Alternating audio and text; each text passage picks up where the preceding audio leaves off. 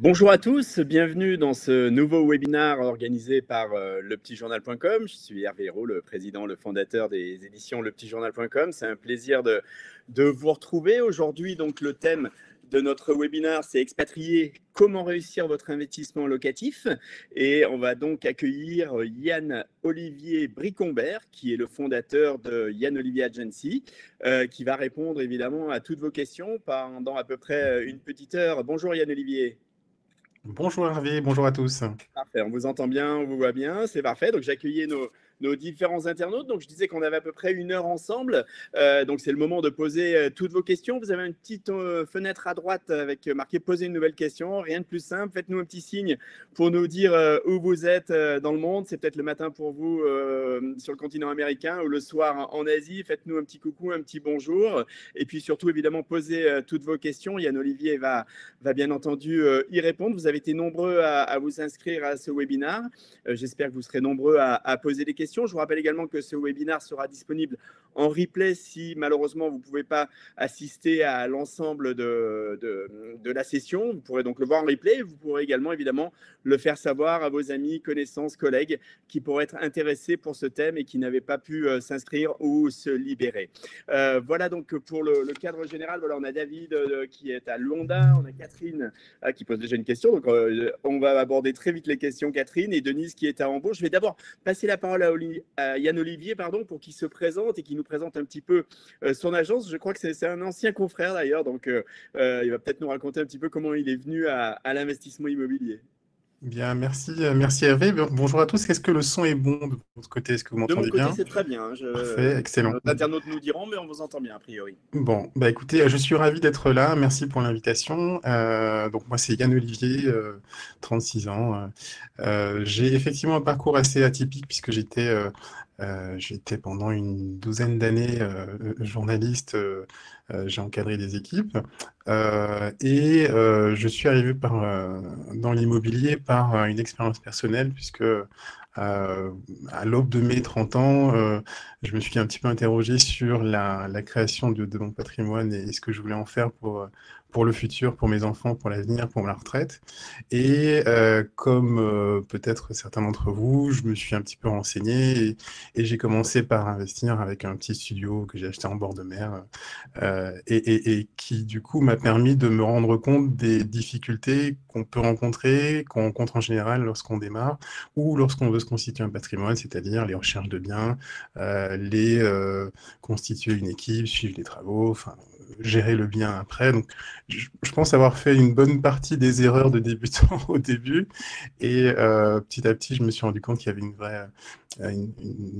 une vraie douleur là-dessus, puisqu'on veut effectivement investir en immobilier, mais sans avoir forcément ni le temps ni l'expertise de le faire. Donc, du coup, j'ai créé un immobilier consulting en 2019 et on accompagne donc aujourd'hui les particuliers, les investisseurs particuliers à se constituer un patrimoine, que ce soit pour se constituer un complément de revenu, préparer la retraite ou avoir une rente lorsqu'on est déjà en retraite. Et ça, sans avoir rien à faire, parce qu'on s'occupe de tout de A à Z.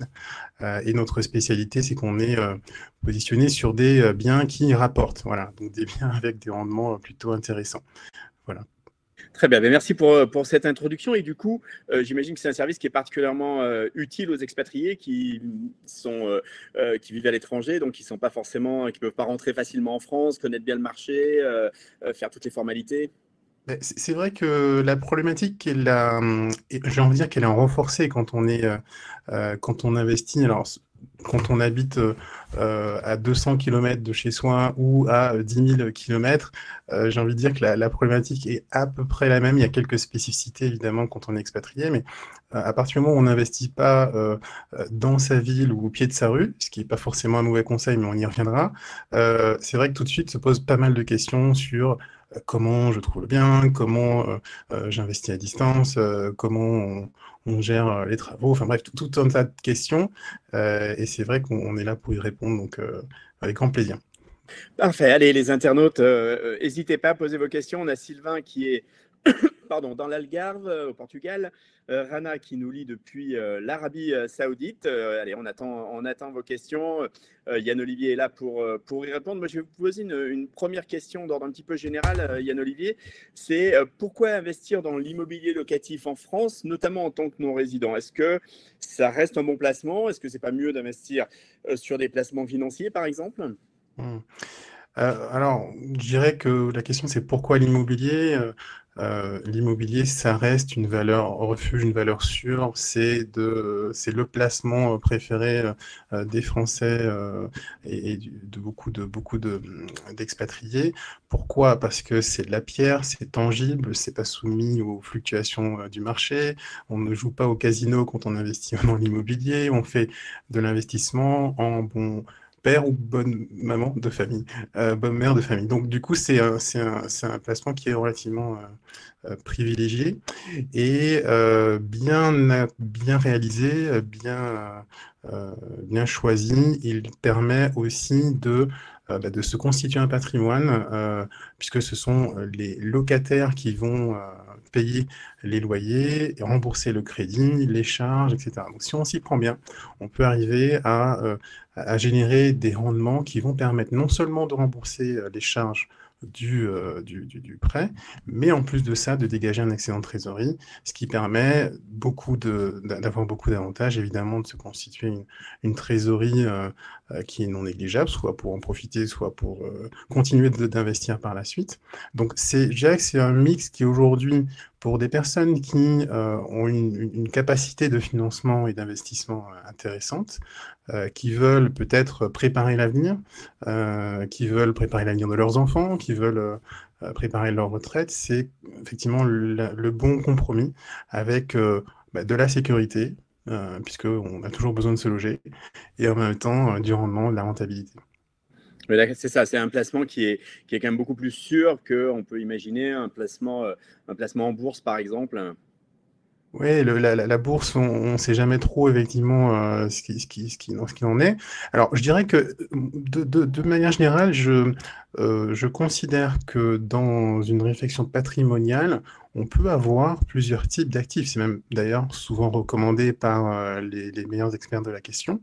C'est-à-dire que on va pas tout mettre en bourse, ou alors tout mettre en immobilier, ou alors tout laisser sous son oreiller ou sous le matelas.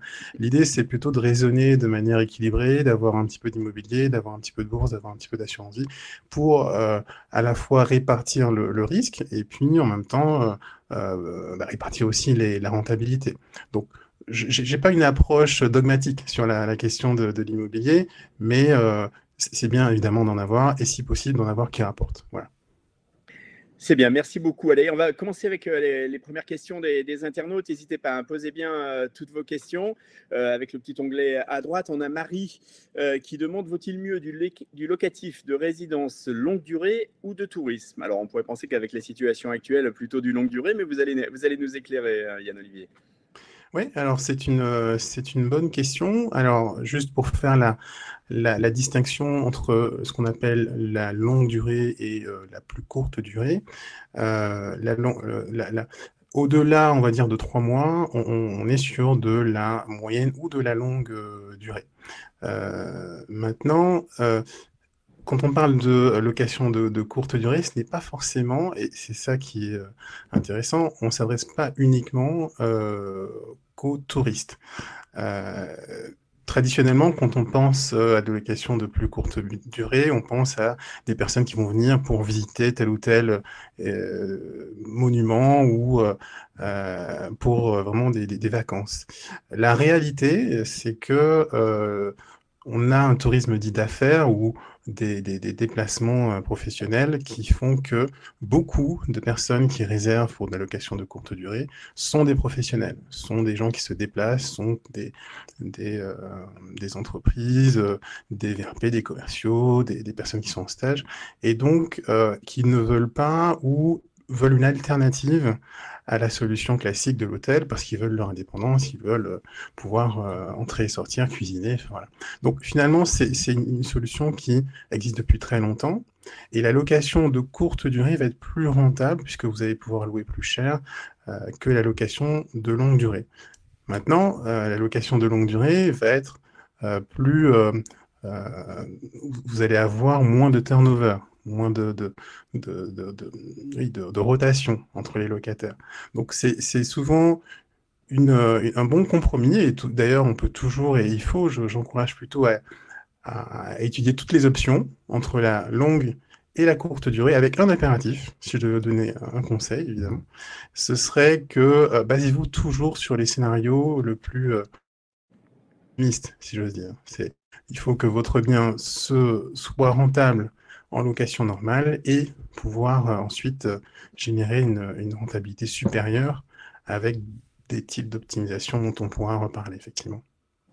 Allez, on va continuer avec les questions de nos internautes. On a Rania qui nous demande, vaut-il mieux investir dans du neuf ou de l'ancien? Et est-ce qu'il y a des pièges à éviter, notamment dans des quartiers classés ou le centre-ville?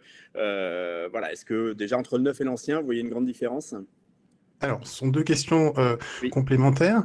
Neuf, oui, en neuf et ancien. Alors, pour faire simple, pour résumer, hein, pardon, mais on est un peu obligé, c'est l'exercice, mais euh, le neuf permet de vous constituer un patrimoine quand vous avez des questions de problématiques de fiscalité. Souvent, les programmes immobiliers neufs vous permettent de défiscaliser, d'avoir une réduction d'impôt pendant 6, 9 à 12 ans. Et c'est souvent ce qui est choisi quand on démarre sa construction de patrimoine. C'est pas forcément la seule solution ou la meilleure. Enfin, il y a vraiment un choix personnel à faire. Le point de vigilance de ces programmes, nous, par exemple, on ne fait pas de neuf, hein, on est sur de l'ancien et de la rénovation. Le point de vigilance, c'est que souvent, on n'est pas forcément sur des emplacements premium ou des emplacements vraiment très centraux. On est souvent à l'extérieur de la ville ou dans des zones à potentiel, hein, donc avec beaucoup de guillemets. Alors qu'on sait que l'immobilier, c'est 3 règles. Règle numéro 1, l'emplacement. Règle numéro 2, l'emplacement. Et règle numéro 3, l'emplacement. Donc, avec tout ça, bah, c'est à vous un petit peu de vous faire votre propre opinion et votre propre mix. C'est vrai que l'avantage d'investir dans l'ancien, c'est que vous avez la possibilité d'investir en centre-ville, à proximité des commerces, des transports, de toutes les commodités. Et quand même, ça reste un placement sûr sur le long terme. D'accord. Rania demandait s'il y avait des pièges à éviter, notamment les quartiers classés, ou est-ce que c'est pas forcément un piège, d'ailleurs, c'est peut-être plus une plus-value? Tout dépend de sa stratégie personnelle. Évidemment, les investisseurs avisés vont avoir plus facilement, ils vont plus facilement aller vers ces zones dites en développement. C'est pas une mauvaise chose en soi. Simplement, il faut savoir quelle est votre stratégie à vous, qu'est-ce que vous êtes prêt à prendre comme risque en allant vers ces zones-là. Nous, ce n'est pas notre positionnement, on est plutôt sur des quartiers voilà, premium hein, dans le centre-ville, mais ça peut aussi se justifier. Évidemment, il faut mesurer le risque. Alors, je vais vous poser une question c'est Sylvain qui pose cette question, donc Sylvain qui est au Portugal. Il demande si la France est toujours concurrentielle pour ce type d'investissement. Donc, peut-être compare-t-il avec le Portugal et il pense notamment à la protection du propriétaire, à la rentabilité, la fiscalité. Alors, du coup, c'est intéressant parce que le Portugal a évidemment le vent en poupe. Les prix ont quand même beaucoup augmenté depuis 5 ans. Ça va être difficile de comparer avec le Portugal. Ce que je peux dire, c'est que oui, ça reste intéressant d'investir dans l'immobilier en France. Pourquoi? Parce que vous avez, et on a la chance d'avoir un dispositif fiscal qui s'appelle la location meublée, qui est très, très, très avantageux pour la plupart du temps, pour la plupart des gens, et qui permet d'investir donc dans de l'immobilier locatif. Par exemple, vous prenez un immeuble, vous achetez un immeuble, vous avez 6-7 appartements dedans, et vous faites les travaux dans cet immeuble, et les revenus que vous allez pouvoir encaisser ne vont pas, ou être, pendant les 10 premières années, par exemple, il est très probable que vous n'ayez pas à payer d'impôt sur ces revenus. C'est un dispositif qui existe et qui permet de coup déduire pas mal de charges, d'amortir le bien, une fraction du bien chaque année, les travaux, etc. Donc ça reste très, très intéressant. Oui. Par rapport à la protection du propriétaire, l'avantage de la location meublée et de plus courte durée, c'est que vous avez des baux qui sont courts, donc vous n'êtes pas embêté avec des baux de 3 ans où vous devez attendre pour faire éventuellement une rotation de locataire. Là, vous pouvez le faire en amont et même sur des locations de courte durée, vous êtes payé à l'avance. Voilà. Allez, on va continuer avec les questions. N'hésitez pas à poser vos questions. On a Joseph qui demande, est-il possible d'emprunter ou d'investir lorsqu'on a un contrat local à l'étranger? C'est-à-dire qu'on n'est pas détaché, expatrié par une entreprise, mais un contrat local où on a sa propre activité localement à l'étranger. Ouais, il y a certains établissements effectivement qui le permettent. Évidemment, ça va dépendre de votre situation personnelle. Ce qui est souvent intéressant et là où on va chercher des leviers, c'est quelle est finalement votre attache avec la France. Alors, quand on parle d'attache avec la France, ça peut être, voilà, vous avez de la famille, vous avez déjà réalisé une opération il y a de ça quelques années, vous avez une partie de votre activité qui est en France. Pourquoi? Parce que l'établissement prêteur en France, évidemment, elle va pas vous demander à ce que vous soyez physiquement en France, mais elle va chercher des leviers de relations commerciales, on va dire. Donc ça dépend de votre situation, mais c'est tout à fait possible. Ouais. Oui, donc vous avez un peu répondu aussi à Jean-Yves qui disait il paraît que les expatriés ne peuvent pas emprunter dans les banques françaises. Non, Donc c'est pas vrai, ça dépend des banques. Bien sûr, non, c'est tout à fait possible. Il y a certaines banques qui le permettent. On a la chance d'avoir voilà, ces accès à ces contacts clés. Et évidemment, ça va dépendre de votre projet et de la dimension du projet par rapport à votre situation du moment, à votre historique, etc. Mais oui, c'est tout à fait possible. Très bien. Allez, continuez à poser vos questions. On est à encore 45 minutes avec Yann-Olivier Bricombert, notre expert en immobilier locatif. Moi, j'ai une petite question. Est-ce que depuis un an, donc, on a cette pandémie et cette crise du Covid, est-ce que ça a modifié les choses? Est-ce que du coup, ce placement-là reste toujours intéressant ou au contraire, est-il même devenu encore plus intéressant? Oui, on n'a pas. Alors c'est intéressant parce que pendant la première, les prémices de la pandémie, on a entendu à un moment donné, voilà, des Cassandres qui disaient que l'immobilier allait s'effondrer, que la location c'était fini, enfin, des choses absolument incroyables. Évidemment, ça ne s'est pas produit. Comme je disais au tout début, l'immobilier, ce n'est pas du casino, c'est sur des placements de moyen, voire long terme. Et donc, la demande, elle, a continué à être présente. Ce qui s'est juste passé, c'est que pendant les 2-3 premiers mois, eh bien, les transactions étaient ralenties, voire même pour certaines bloquées. Donc, ça a décalé de quelques mois. Et après, en mois de mai, juin, juillet, c'était l'effet bouchon de champagne, c'est reparti. Et c'était même un peu compliqué à gérer. Mais donc, là-dessus, pas du tout. En termes de demande locative, pareil, les gens cherchent toujours à se loger. Il y a évidemment pas de changement là-dessus. Donc, et on va sans doute aller en 2021 encore avec un marché assez dynamique. Donc, ça reste un placement sûr de long terme, y compris en période pandémique. Et est-ce que vous avez l'impression que les taux vont remonter? Donc, du coup, c'est le moment de profiter des taux bas? Alors, je n'ai pas. Alors, c'est un micro, ce n'est pas une boule de cristal, mais évidemment, c'est la question que tout le monde se pose. On reste encore à des taux très, très, très bas aujourd'hui. Peut-être qu'ils vont augmenter, peut-être pas.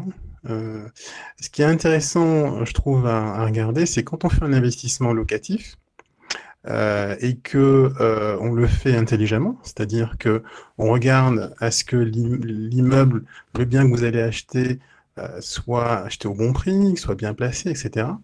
Finalement, d'avoir un taux à 1,25, à 1,28, à 1,15, ça va pas changer grand-chose. Vous voyez ce que je veux dire? Puisque les locations vont largement couvrir votre mensualité de crédit.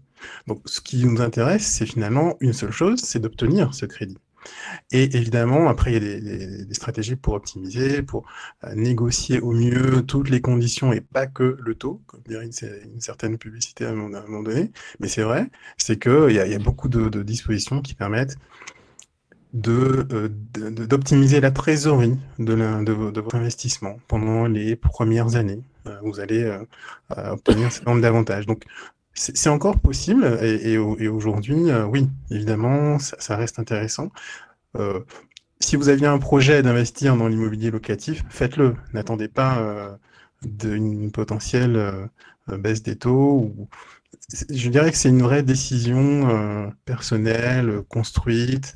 On a un vrai besoin peut-être pour soi, pour ses enfants, etc. Donc là-dessus, on évite d'être sur de l'émotion, on est sur quelque chose de plus construit.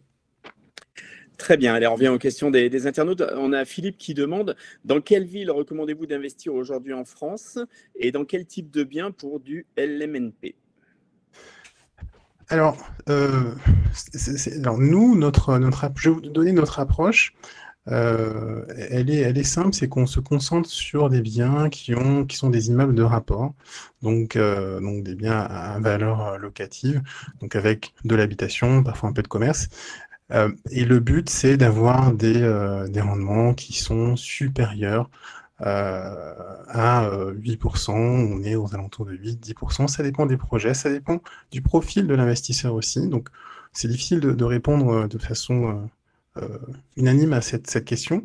Mais évidemment, l'idée, c'est de pouvoir avoir des effets d'échelle. C'est-à-dire que vous allez acheter un appartement, vous allez avoir une rentabilité. Si vous en achetez 5 ou 7, ça va être plus rentable, évidemment. Donc pour ça, il est évident que on ne peut pas le faire, en tout cas pour le même budget. On n'a pas le rendement, on a des rendements très faibles dans des villes comme Paris, comme Bordeaux, comme Lyon, qui sont déjà très très chers. Donc nous, on investit plutôt dans des villes de taille moyenne, et donc du coup, ça permet d'avoir des rendements plus intéressants, et en restant sur des villes quand même dynamiques, où on a de la demande locative tout le temps, et qui est en progression. Très bien. Christine, qui est à Rome, nous demande dans quelle fourchette de prix faites-vous de la recherche d'appartements? Alors, pour poursuivre la question précédente, c'est vrai que dans des fourchettes entre 200 000 à plus plusieurs centaines de milliers d'euros, on arrive à trouver des biens, des immeubles qui sont rentables. En dessous, ça existe, hein, mais il y en a moins. Et honnêtement, quasiment pour le même processus, vous allez avoir moins de revenus, donc c'est pas forcément intéressant. Et puis, bon, au-delà, ça dépend vraiment de votre capacité à vous. Donc, tout est possible.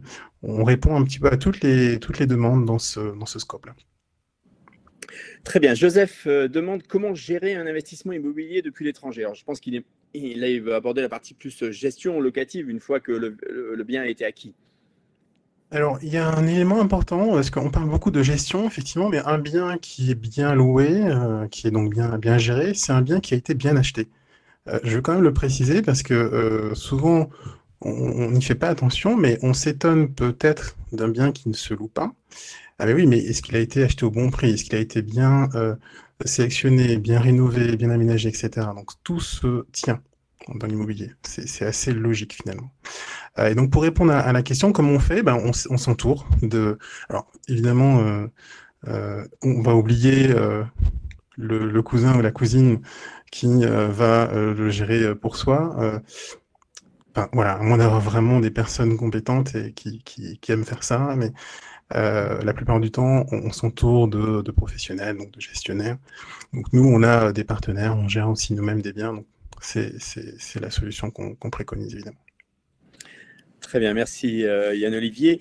Catherine demande sur combien de villes recherchez-vous et combien de personnes dans votre équipe sont chargées de la recherche? Ça en fait comment vous êtes organisé pour cette partie-là? Ouais, alors là, on développe en fait des partenariats et des collaborations dans plus d'une dizaine de villes en France en ce moment. Et comment, alors l'autre partie de la question, sur combien de villes? Oui, et Voilà. combien vous êtes de personnes dans votre équipe qui se chargent de la recherche? Ouais, c'est ça, c'est une quinzaine aujourd'hui et on se développe. Là, on est en train de recruter pour avoir encore des meilleurs deals. Ok, parfait. Denise, qui est en Allemagne, demande fiscalement, vaut-il mieux prendre du crédit en France ou en Allemagne? Alors, je ne sais pas si vous avez la réponse. Je ne sais pas. Je vais être franc avec vous. Entre le crédit en France ou en Allemagne, bah, ça dépend. Je pense qu'il faudrait vraiment que vous puissiez vous rapprocher de nous, parce que la question est assez précise. Il faudrait vraiment comparer et voir quels sont vos critères d'accomplissement et de réussite. D'accord. N'hésitez pas, Denise, rapprochez-vous de Yann Olivier. Tout à l'heure, On laissera aller. Ouais. on aura les contacts. Restez jusqu'à la fin de ce webinaire. De toute façon, je le redis, il sera disponible en replay. Continuez à poser vos questions. On a Olivier qui demande quelles sont les compagnies d'assurance avec lesquelles vous travaillez pour des expats de plus de 55 ans. Et j'ai vu également une question autour de coûts de l'assurance. Est-ce que les coûts d'assurance des prêts ont tendance à augmenter ou est-ce que voilà, qu'en est-il finalement de ce budget assurance? Oui, alors je suppose que c'est. Alors, je posais peut-être la question, mais est-ce que c'est lié aussi aux dernières annonces qui ont été faites il n'y a pas très longtemps? En fait, dans l'assurance de prêt, évidemment, il y a une part qui dépend de l'emprunteur. Et donc, nous, on travaille avec différents partenaires qui vont vous trouver les meilleures conditions pour à la fois bah, du coup, vous obtenir ce prêt, sachant qu'aujourd'hui, vous êtes plus tenu, hein, on n'est plus tenu de rester près du même assureur, on peut en changer. Donc oui, on a accès à des partenaires qui vont pouvoir vous trouver ces meilleures conditions d'assurance de prêt. Donc que vous soyez en France ou en Allemagne. Très bien. Allez, continuez à poser vos questions. Jean-Yves demande quel est le pourcentage d'apport personnel pour l'achat d'un appartement par un expatrié? Est-il identique à celui de quelqu'un qui travaille en France? Alors, identique ou pas, je dirais quelle est la part qu'il faut prévoir par rapport de l'apport personnel dans le cadre d'un achat? Une très bonne question. D'une manière générale, il faut prévoir un apport euh, dans l'équation du projet immobilier, même si il ne sera pas injecté en totalité. Je m'explique. Euh, pour approcher certaines banques, certains établissements bancaires, elles vont demander de savoir quelle est votre épargne, quelles sont votre capacité d'épargne. Ce qui veut pas dire qu'elles vont vous demander in fine, lorsque vous allez leur présenter un projet immobilier, elles vont pas vous demander in fine de mettre toute cette épargne dans le projet. D'accord? On considère que, alors ça dépend des banques, évidemment des profils, mais 10%, 15%, ça devient aujourd'hui la norme. À un moment, à une époque qui n'est pas si lointaine, on pouvait financer l'intégralité du projet sans sortir d'apport et sur 25 ans, etc. Ça a tendance les conditions ont tendance à se tendre un petit peu, ce qui ne veut pas dire qu'on ne finance plus, au contraire, mais les banques vont demander un petit peu plus de contrepartie. Alors, contrepartie, ça veut dire quoi? Ça veut dire peut-être un petit peu d'apport, peut-être leur montrer aussi que vous jouez le jeu, que vous allez mettre un petit peu d'épargne par-ci, par-là. Ça peut être par rapport à des comptes professionnels, ça peut être sur des assurances habitation. Bref, il y a énormément de leviers. Évidemment, on les utilise tous pour que le projet puisse se faire, mais je dirais d'une manière générale, Jean-Yves, compter entre 10 et 15% d'apport. Très bien, bah voilà, merci pour cette réponse, Yann Olivier. Continuez à poser des questions, les internautes, à partir de petits onglets en bas à droite, poser une nouvelle question. Il faut profiter de la présence de Yann Olivier avec nous, encore à peu près une petite demi-heure. Moi, j'ai une question, c'était quels sont, selon vous, Yann Olivier, les facteurs qui sont vraiment déterminants pour garantir la rentabilité d'un investissement immobilier locatif? Bon, numéro un, évidemment, l'achat, hein, c'est à l'achat que se font les rentabilités. Donc, si vous achetez trop cher par rapport au prix au mètre carré, vous allez vous retrouver dans une situation assez compliquée. Donc, évidemment, trouver les biens qui sont soit décotés, soit sous-cotés, soit parce qu'il y a un événement où la personne doit vendre rapidement. Alors, évidemment, un particulier va, voilà, c'est ce qu'on fait tous au début, hein, mais va éplucher les petites annonces, va se mettre des alertes, va devoir passer 10, 15, 20, 30 coups de fil pour espérer pouvoir décrocher le sésame. Il y a évidemment l'autre option qui est de se faire accompagner et d'avoir des opérations off-market, donc hors dehors de ces sites d'annonces. Sachant que les bonnes affaires en général se passent en dehors en dehors de la ligne, hors ligne, pardon, et du coup, c'est vrai que c'est plus intéressant. Voilà, ça c'est le premier écueil. Deuxième écueil, je dirais, c'est de négliger l'emplacement, évidemment, ça on en a parlé tout à l'heure, mais j'y reviens. Vous aurez toujours des locataires pour des biens qui sont intelligemment situés. Quand je dis intelligemment situés, c'est pas forcément dans la rue piétonne ou dans l'hypercentre. Ça peut être quelques rues autour, ça peut être 5 minutes, mais à un endroit où vous savez que vous pouvez toucher un public de locataires qui peut être des étudiants, des actifs, des retraités, etc., etc. Donc c'est pareil un peu à toutes les éventualités. Vous faites un peu vous établissez cette grille de critères.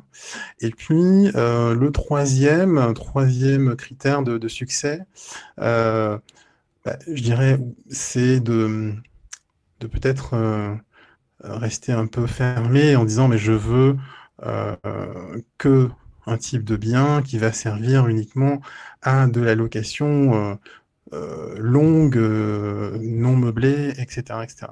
Je pense que ça vaut le coup de l'étudier au vu de ce qu'on a dit auparavant, parce que vous allez pouvoir louer plus cher, vous allez avoir des biens qui en plus vont être équipés, meublés, rénovés, donc qui vont en plus prendre de la valeur. Et en plus de ça, vous avez un environnement fiscal qui est intéressant. Voilà. Donc, si je comprends bien, c'est pas forcément quand on fait un investissement locatif, il faut pas se fixer seulement sur les critères ces critères personnels, c'est-à-dire en soi la maison ou l'appartement de son rêve. Alors certainement pas, je dirais que c'est même c'est très peu conseillé, parce que vous faites un investissement locatif, vous n'allez pas acheter votre maison pour y vivre. Alors évidemment, il faut avoir une sensibilité quand même de se projeter en disant mais est-ce que l'appartement va plaire peut-être, mais au marché, aux locataires que vous visez, si ce sont des étudiants, des familles, des professionnels de passage. Donc, effectivement, à vous de viser et de déterminer en fonction de la cible que vous visez votre niveau d'équipement, la façon dont vous allez aménager le bien. Mais oui, évitez d'y mettre de l'affect. En général, c'est très très mauvais signe. On n'a pas forcément les idées très claires. Donc, visez et réfléchissez vraiment sur le marché. Faites une étude de marché, évidemment, et pour savoir quel bien est le plus demandé, qu'est-ce qui se loue bien, qu'est-ce qui se revend bien, etc., etc. Ouais, d'où l'intérêt, évidemment, de travailler avec un professionnel qui, lui, justement, a à la fois la connaissance du marché et pas d'affect en particulier. Oui, les deals, alors il y a toujours, quand on dit pas d'affect, hein, on parle sur sur le raisonnement et sur l'analyse. Évidemment, l'immobilier reste toujours de l'humain, hein, même si on parle d'un investissement à but locatif, mais ça reste de l'humain, donc y compris avec le vendeur, avec les personnes qui vont faire que l'opération se fasse, les entreprises, etc. Donc ça reste de l'humain. En revanche, sur les critères de choix et de sélection, là, il faut être intraitable. Il faut vraiment regarder les choses de manière froide. Quel type, de bien on peut privilégier? Maison, appartement, immeuble? Alors j'imagine que tout dépend de son budget et de ses souhaits, mais, est-ce qu'il y a également une évolution du marché? Parce qu'on a vu là qu'il y avait de plus en plus de gens qui semblaient être intéressés par des maisons, par partir de Paris, par avoir un espace extérieur. Mmh. Alors, tout est possible évidemment. Dans les maisons, si votre objectif c'est d'avoir des rendements intéressants, ce qui est plutôt le cas de beaucoup de gens hein, qui veulent maximiser le rendement de leur investissement tout en ayant de la sécurité. Parce que peut-être que vous avez déjà fait des investissements qui sont moins, qui vous demandent peut-être de rajouter, de rallonger un peu tous les mois de votre poche, c'est possible aussi, euh, et que vous souhaitez avoir un meilleur rendement. Une des options qui nous intéresse et qui est la plus intéressante, c'est effectivement d'avoir un immeuble. Si vous avez une maison, vous pouvez très bien avoir une maison et de la diviser en plusieurs appartements, mais il faut que ça s'y prête. Ça veut dire que bien souvent, ça va demander plus d'études et, et les maisons, du coup, sont un peu à l'extérieur ou en général pas forcément en centre-ville. Donc, tout est possible, ça dépend de ce que vous souhaitez. Il y a des très très bonnes opportunités aussi avec des maisons. Les appartements, oui, évidemment, sauf que du coup, c'est pas du tout la même échelle, comme on disait. Quand on achète un immeuble, vous avez une rentabilité qui est bien supérieure à plusieurs achats séparés d'appartements, voilà, tout simplement. Allez, on reprend les questions des internautes. David demande: «Faites-vous de l'investissement pour, la colocation?» Oui, oui, oui. D'ailleurs, souvent dans les immeubles, on peut avoir un mixte un étage en colocation ou deux appartements en colocation, d'autres qui sont loués en plus courte durée, etc. Donc, oui, d'ailleurs, c'est plutôt sain d'avoir un peu de mixité dans les immeubles. Il peut avoir un bureau, rez-de-chaussée, un commerce, une colocation, des appartements qui sont loués pour du plus long terme, pour du plus court terme. Ça permet aussi de répartir le risque locatif, même s'il n'y en a pas vraiment, si l'investissement est bien pensé. Mais oui, oui, c'est tout à fait possible. Ouais. Parfait, ben voilà David, vous avez, la réponse. Philippe demande, alors là du coup c'est, comment en fonction comment vous travaillez? C'est-à-dire quels sont les honoraires pour la recherche du bien, pour la recherche du financement, pour les travaux, pour la gestion, un pourcentage, un forfait? Comment est-ce que ça se tarifie finalement vos services? Oui, alors c'est simple, nous on a un pourcentage qui est pourcentage de 10% de ce qui est financé, hein, donc globalement, et qui est facturé au moment de la réalisation du projet avec un échéancier qui est fait. Donc c'est assez transparent. Et du coup, nous on s'occupe de tout, depuis la recherche du bien, donc qui sont des biens de rentabilité, qui sont donc le suivi, l'acquisition, le financement, les travaux, donc vous n'avez vraiment rien à faire, la gestion derrière. Donc c'est un service vraiment tout inclus, avec du coup aussi un reporting des échanges, vous avez les photos et les vidéos, enfin vous avez l'intégralité du projet, où on vous suit de bout en bout. Est-ce qu'il vous faut, prévoir, finalement, qu'est-ce qui est mieux? C'est de prévoir, d'acheter un bien où il y a beaucoup de travaux, on va rajouter une part importante du budget en travaux, ou à l'inverse, acheter un bien qui est déjà plutôt fini avec, peu de travaux à faire? Alors, le plus intéressant, ça reste évidemment d'avoir des travaux. Pourquoi? Parce que vous allez souvent acheter moins cher, vous allez rajouter de la valeur au bien, donc potentiellement une plus-value si toutefois vous le revendez dans 5, 6, 7 ans. Vous allez aussi pouvoir sans doute louer un peu plus cher parce que les biens rénovés, on ne peut pas dire qu'ils sont neufs parce que c'est une terminologie spécifique, mais ils sont tout beaux, hein, tout rénové, aménagé, etc. Donc vous allez pouvoir louer plus vite, plus rapidement. C'est un cercle vraiment vertueux. Et en plus de ça, cerise sur le gâteau, c'est intéressant fiscalement puisque vous aurez la possibilité de déduire les travaux de vos revenus locatifs. Donc beaucoup d'avantages. Maintenant, évidemment, si vous n'avez pas la capacité de financer ces travaux, ça risque d'être compliqué.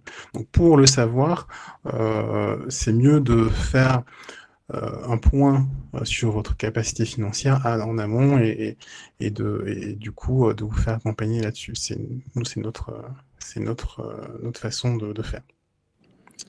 Merci Yann-Olivier. Isabelle demande justement au sujet des travaux, est-ce que vous faites le suivi des travaux sur les projets? Donc un petit peu comment ça se passe? Voilà, on a acheté un bien, il y a des travaux à faire, c'est vous qui vous en occupez? C'est ça, donc, par exemple, vous avez un bien, il vous est présenté avec les devis travaux, avec le projet, les plans, etc. Donc tout est déjà prévu. On finance l'intégralité jusqu'aux meubles, etc. Donc tout est inclus. Et l'idée, c'est que donc vous allez être tenu informé au jour le jour avec du coup des outils aujourd'hui de visio, de vidéo, de photos. Donc vous pouvez suivre au fil de l'eau le projet et votre projet. Évidemment, on considère que vous êtes en projet de délégation, donc l'idée c'est pas de faire par vous-même.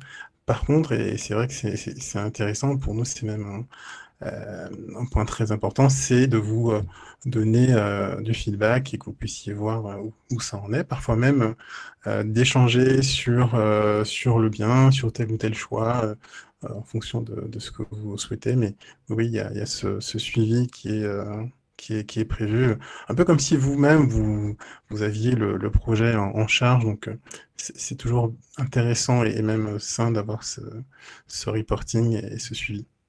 Je vois qu'il y a une autre question. Yann-Olivier. Ouais. Offrez-vous une garantie minimale sur la rentabilité du projet? Alors, non, parce que ça dépend vraiment de chaque projet. Aujourd'hui, la seule livret A qui rapporte 0,25% de mémoire est garantie. Donc, on peut pas parler de garantie sur un investissement immobilier. En revanche, évidemment, l'idée, c'est de minimiser le risque. Et on l'a vu, hein, si vous savez que l'immobilier est intéressant sur le long terme, vous savez que aussi, en faisant bien les choses, vous allez finalement rentabiliser votre investissement très rapidement. Et donc c'est ce qui permet de faire les bons choix. Allez, Olivier demande, est-il plus intéressant d'acheter à travers une SCI ou à travers d'autres structures juridiques? Alors, si on parle de location meublée, la SCI, alors il y a plusieurs, on pourrait y passer des heures, mais en gros, il y a plusieurs options, soit la SCI à l'IS, soit la SCRL de famille, soit le nom propre, donc il y a beaucoup d'options. Comme ça, c'est très difficile de répondre à cette question, parce que je ne connais pas votre situation patrimoniale, familiale, donc c'est compliqué, mais oui, la SCI en fait partie, comme d'autres options. Et donc, pour répondre à ces questions-là, nous, ce qu'on fait, c'est qu'on vous donne accès à une étude patrimoniale personnalisée, voilà, qui vous permet d'avoir toutes les réponses à ces questions-là et d'être fixé, du coup, sur la meilleure option. Très bien. Catherine demande, elle veut une précision en fait. Est-ce que votre tarif de 10% est calculé sur le prix de vente du bien ou le prix global, c'est-à-dire bien plus travaux?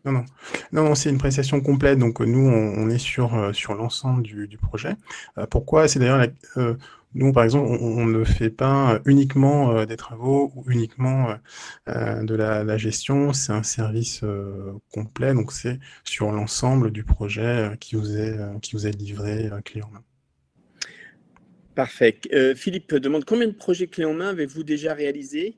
Rappelez-moi déjà, vous avez dit, je crois que ça fait 3 ans que vous avez lancé votre agence, Yann. On s'est lancé en fin 2019. Donc là, aujourd'hui, on a à peu près on a plus de 20 millions d'euros de projets en gestion, en développement ou en cours. Donc, c'est des projets d'immeubles. Donc, souvent, ça met un petit peu de temps. Mais voilà, c'est des choses qui aujourd'hui sont lancées.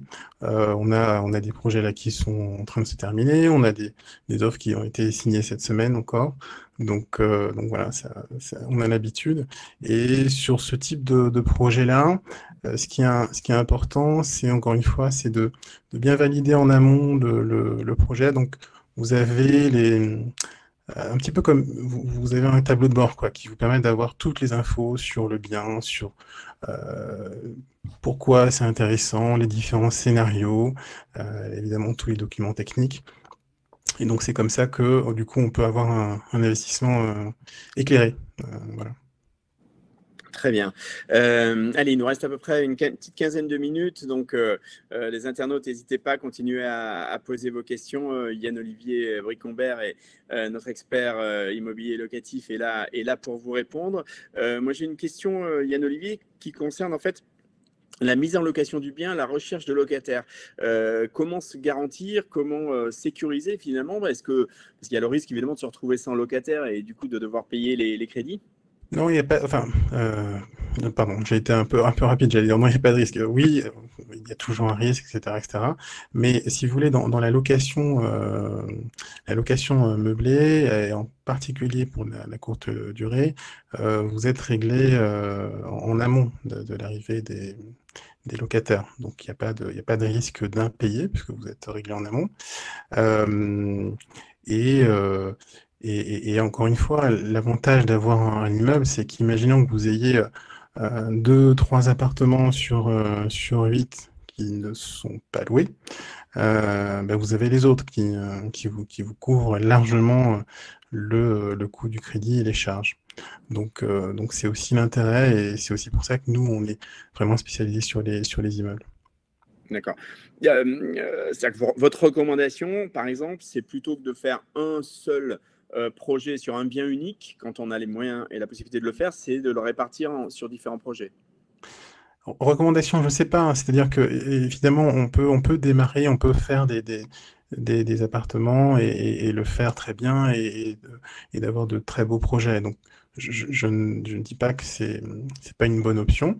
Nous, l'option qui nous intéresse et celle qui, je trouve, est plus intéressante, c'est de dire que à capacité égale, autant avoir plus d'appartements qui vont être alors, qui vont amener plus de rentabilité et du coup d'avoir un bien qui sera plus intéressant sur le long terme. Donc voilà, c'est simplement des choix stratégiques différents, personnels. On peut très bien avoir des appartements et des immeubles d'ailleurs, c'est pas incompatible. Bien sûr. Alors, Isabelle revient à l'emplacement géographique, là pour le coup. Quel secteur géographique privilégiez-vous en Île-de-France, lequel vous paraît le plus rentable? Alors, je crois, et vous en avez touché un petit mot tout à l'heure, que finalement, Paris, même si les prix, les loyers sont très élevés, mais c'est difficile d'atteindre une rentabilité. Oui, effectivement. Bon, nous, on a une approche assez claire et là-dessus, ce service-là, on ne le propose pas effectivement sur des biens à Paris parce qu'on n'a pas de rendement. Voilà, on n'a pas de rentabilité. Et nous, ce qui nous intéresse, ce sont des biens qui non pas génèrent 2-3%, où vous allez devoir ressortir tous les mois de votre poche, mais au contraire des biens qui vont générer beaucoup plus, 2-3 fois plus, et qui vont vous permettre d'avoir une trésorerie, un excédent de trésorerie, voilà, conséquent tous les mois. Euh, donc, du coup, la stratégie, elle est assez claire et du coup, si vous recherchez en Île-de-France, on ne va pas être les mieux placés pour ça, effectivement. Et sinon, il y aurait d'autres zones où vous êtes, je ne sais pas, Alors, les autres, oui, des villes, comme je vous ai dit, où le prix est très, très élevé, on n'a pas en fait, on est répartis sur plusieurs régions et il n'y a pas d'exclusivité, hein. Nous, ce qui nous intéresse, c'est d'avoir une approche vraiment opportuniste est basé aussi sur la data, sur des données concernant les bases et les valeurs locatives. Donc là-dessus, on n'investit pas, encore une fois, avec les émotions en disant bah, j'ai ma belle-mère qui habite à Bordeaux ou en Aquitaine, donc je vais investir dans cette région-là. Non, c'est d'abord définir l'objectif recherché. Pourquoi, quel est le niveau de rentabilité que vous souhaitez, quel type de bien, etc., quel type de projet. Et ensuite, du coup, on vous apporte une palette de biens régulièrement, des biens dans différentes régions et différentes villes. Voilà. Si vous voulez, on pourrait échanger et je pourrais répondre à vos questions en direct, Isabelle, aucun problème, avec grand plaisir. Très bien, merci beaucoup. David demande une précision. Il demande, au niveau des travaux, avez-vous une société intégrée dans votre structure ou est-ce que ce sont des prestataires externes? Ouais, alors là, la société n'est pas intégrée, mais on travaille avec des prestataires et des partenaires avec qui on a déjà réalisé des travaux et réalisé des projets. Donc, l'idée, c'est d'avoir quand même évidemment un contrat de maîtrise d'ouvrage, etc., qui borde et qui permettent d'avoir de la clarté, de la transparence sur le projet et surtout de choisir des entreprises qui sont toutes les garanties, qui ont déjà réalisé des travaux. Donc, on travaille avec un petit nombre d'entreprises dans les différentes régions sur lesquelles on se positionne et qui permet du coup d'avoir un même niveau de qualité, même niveau de service, quels que soient les biens et localisations où on intervient. Alors, Marie aborde le sujet de la revente, dont on n'avait pas encore parlé. Elle demande notamment si c'est plus facile de vendre un immeuble entier ou plus facile d'en faire des appartements. Et surtout, est-ce que la revente, c'est quelque chose qu'on doit prendre en compte au moment de son investissement? Alors, oui, c'est un élément à prendre en compte, évidemment. Pourquoi? Parce que vous achetez évidemment pour le louer immédiatement, donc il faut que ce soit rentable tout de suite, ça c'est évidemment. Mais vous aimez aussi vous projeter à quelques années, et sachant que la moyenne de détention d'un bien est de 7 à 8 ans en France, c'est toujours bien de savoir ce qui pourrait en venir. Évidemment, on n'a pas la boule de cristal, donc c'est un risque des projections, mais oui, si vous achetez à moins 20, moins 30% en dessous du prix du marché, que vous faites des travaux, etc., vous avez beaucoup plus de chances d'avoir à la sortie un bien qui non seulement aura été en partie, en grande partie payé par uniquement par les locataires, puisque vous n'aurez pas à ressortir de l'argent de votre poche, mais en plus de ça, qui va se valoriser et vous avez effectivement de fortes chances d'avoir une plus-value. Position évidemment déduite. Donc, mais ça reste quand même intéressant. Très bien, allez, on aborde les dernières minutes de ce webinaire. Chers internautes, si vous avez des questions, c'est le moment de les poser. Moi, je voulais savoir, Yann Olivier, comment est-ce qu'on peut sécuriser un investissement locatif quand on vit à l'étranger, qu'on est loin, qu'on passe pas forcément souvent en France? Quel serait votre bon conseil? Alors, je dirais dimensionnez-le avec votre niveau d'expérience en la matière. Si vous avez et aussi votre capacité financière. Il est très possible et très simple aujourd'hui, en vous faisant accompagner et bien accompagné, de faire un investissement conséquent qui va vous rapporter et qui va être géré totalement. Maintenant, si ça vous empêche de dormir, non, évidemment. Donc, j'ai envie de dire, tout est question de profil et de ce qui vous intéresse. Oui, évidemment, c'est intéressant de faire de l'investissement et de prévoir l'avenir. Il faut en revanche que ça corresponde à votre situation, que ce soit dimensionné à votre situation actuelle. Très bien. Vous avez dit au début que vous aviez fait les erreurs vous-même et que du coup vous aviez appris. Quels sont évidemment les pièges, les erreurs vraiment à éviter, Alors, les quelques conseils vraiment clés? Il y en a un paquet. Ne pas négocier le prix, euh, euh, choisir des biens sans forcément de travaux. Penser que on est parce que le bien justement a l'air intéressant, et bien du coup avoir ce côté coup de cœur et du coup faire des décisions, prendre des décisions sans avoir peut-être étudié d'autres biens, etc. Donc au début, on paye un peu le prix de de l'apprentissage, hein, c'est ce qu'on dit souvent, en faisant ce type d'erreur. En même temps, ça permet de forger aussi une expérience. Donc si vous avez déjà investi, vous savez de quoi je parle. Euh, si quand on fait un deuxième, ou un troisième ou un quatrième investissement, on sait un petit peu quels sont les écueils à éviter. On en a parlé tout à l'heure sur le fait de privilégier des biens avec travaux pour maximiser aussi le rendement, améliorer la qualité du bien. Et donc ça, tout ça mis bout à bout, ça fait un investissement où vous allez limiter le risque. Évidemment, vous faire accompagner quand vous êtes loin, ça paraît indispensable. Bien entendu. Alors, je vois pas d'autres questions pour l'instant des internautes. Là, on arrive à peu près au bout de ce webinaire. Je vous rappelle qu'il sera disponible en replay. Je vais vous donner le mot de la fin, Yann Olivier, peut-être pour parler un petit peu aussi un petit peu plus aussi de vos services, des différentes étapes, comment vous accompagnez, et puis redire quelques mots à nos internautes. Et je vais en profiter également pour partager l'écran avec quelques.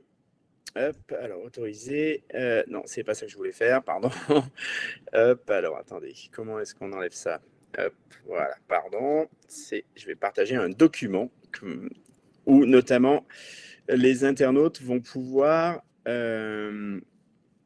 voir un QR code que vous allez pouvoir scanner. Et alors, attendez, Pendant que vous le faites, je peux meubler si vous voulez. Ben, allez-y, je vous laisse la parole. Je vous laisse Non, la non, parole. mais merci pour ces questions. Alors voilà, donc nous, pour résumer, donc on vous accompagne de bout en bout, donc avec la recherche des biens. En gros, vous aurez uniquement à signer les différents documents, l'offre d'achat, le compromis, l'acte de vente, l'offre de prêt. Et nous, entre-temps, on s'occupe de tout le reste. Donc l'idée, c'est de pouvoir vous simplifier au maximum l'investissement immobilier. Vous, votre rôle, c'est évidemment pas de faire les visites, parce que c'est impossible, de suivre le dossier à distance ou avec des membres de votre famille. Donc, on s'en occupe de bout en bout et on va vous trouver le financement, on gère les travaux, on fait ensuite la gestion et la mise en location avec nos équipes et nos partenaires. Donc, voilà. Et donc, l'idée, notre positionnement, elle est sur les immeubles de rapport. Pourquoi? Parce que c'est la façon la plus rentable et en même temps la moins risquée puisqu'on multiplie les appartements. Donc, si on a la capacité financière, ça dilue le risque d'autant. Et notre spécialité aussi, c'est alors le slide est Et oui, en le vrai, slide est vertical. Je suis désolé. mais Je ne sais pas comment le tourner. c'est pas grave. Et c'est du coup de vous accompagner aussi sur des biens qui sont rénovés, meublés, etc. Donc voilà, n'hésitez pas si vous avez des questions, vous pouvez donc aller sur, alors soit flasher le code si Ouais. vous avez, Faut le flasher un sur le côté. smartphone. Ouais, normalement, Non, ça ça devrait marche. flasher Ouais. normalement. C'est l'avantage du QR code. C'était prévu, hein, évidemment. Et du coup, vous pouvez scanner le code ou simplement aller sur ianolivier, tout attaché, de zen.com/démarrer. Et donc, on reviendra avec sans doute un premier entretien pour en savoir un petit peu plus sur vous, votre situation et savoir comment est-ce qu'on peut vous accompagner ou vous aider ou même répondre à des questions auxquelles nous n'avons pas pu répondre cet après-midi, aujourd'hui. Mais écoutez, merci beaucoup Yann Olivier, merci à tous nos internautes. Marie qui nous a rejoint au dernier moment nous demande où est-ce qu'elle va pouvoir trouver le replay. En fait, très simplement, là, on va clôturer le webinar et dans 4-5 minutes, vous allez recevoir un email avec la possibilité de le voir en replay. N'hésitez pas à le faire savoir à vos amis, vos collègues, vos connaissances qui seraient intéressés par le sujet et qui n'ont pas pu y assister. Il y aura un article également dans le petitjournal.com dans les prochains jours où il y aura la vidéo MBD sur YouTube, donc très facilement utilisable. Et puis, bien entendu, n'hésitez pas à contacter Yann-Olivier Bricombert, notre expert. Merci à vous, Yann-Olivier. Vous avez ses coordonnées, vous avez le QR code, le site internet. Donc, voilà, vous n'avez plus qu'à le contacter pour avoir toutes les informations pour votre projet d'investissement d'immobilier locatif. Encore merci à tous. C'était un plaisir de vous avoir pour ce webinaire. À très bientôt et passez une bonne fin de journée ou une bonne journée pour ceux qui se lèvent côté américain. À très bientôt. Au revoir. Merci. Merci à tous.